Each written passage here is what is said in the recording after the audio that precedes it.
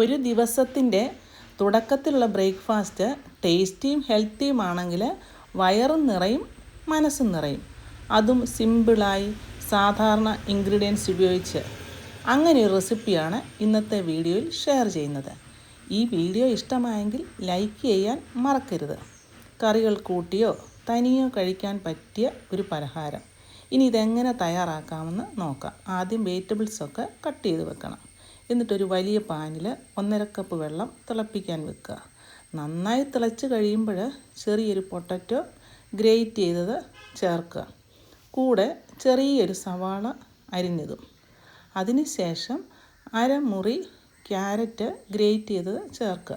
ക്യാരറ്റൊക്കെ ഓപ്ഷനിലാണ്, വേണ്ട എങ്കിൽ ചേർക്കണ്ട. അതുപോലെ എരിവിന് ആവശ്യമായ പച്ചമുളക്, ആവശ്യത്തിന് ഉപ്പ്, അതുപോലെ അരിഞ്ഞ കുറച്ച് കറിവേപ്പില. എരിവ് കൂടുതൽ താല്പര്യമുള്ളവർക്ക് പൊടിച്ച കുരുമുളക് പൊടിയുടെ ചേർക്കാം. ഇതെല്ലാം കൂടി ഇട്ട് കുറച്ച് നേരം ഇളക്കിയിട്ട് നന്നായിട്ട് വേകാനായിട്ട് വെക്കുക. ഒത്തിരി വെന്ത് പോകേണ്ട ആവശ്യമില്ല, ഒന്ന് സോഫ്റ്റ് ആയാൽ മതി. ഇനി ഇത് അടച്ച് വെക്കുക. ഇനി കുറച്ച് കഴിഞ്ഞിട്ട് ഇത് തുറന്ന് നോക്കുക. എല്ലാ വെജിറ്റബിൾസും സോഫ്റ്റായി വന്നിട്ടുണ്ട്. ഇനിയും ഫ്ലെയിം ഓഫാക്കുക. ഇതിലേക്ക് 1 കപ്പ് പത്തിരിപ്പൊടിയോ അല്ലെങ്കിൽ ഇടിയപ്പപ്പൊടിയോ ഇട്ട് നന്നായി ഇളക്കുക.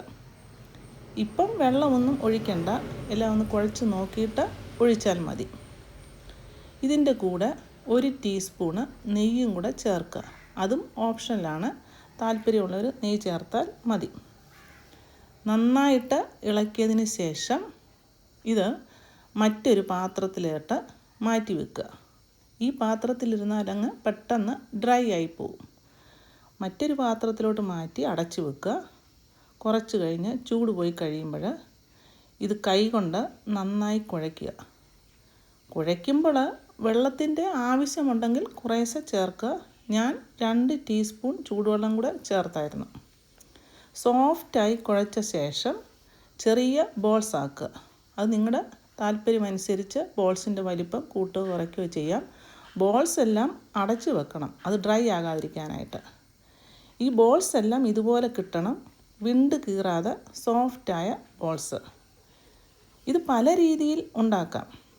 കൈവെള്ളയിൽ വെച്ച് പ്രസ് ചെയ്ത് പരത്തിയെടുക്കാം, അല്ലെങ്കിൽ വാഴയിലയിലോ അല്ലെങ്കിൽ പ്ലാസ്റ്റിക് കവറിൽ വെച്ചോ അല്ലെങ്കിൽ ചപ്പാത്തി പ്രസറിലൊക്കെ വെച്ച് ഇത് പരത്തിയെടുക്കാം.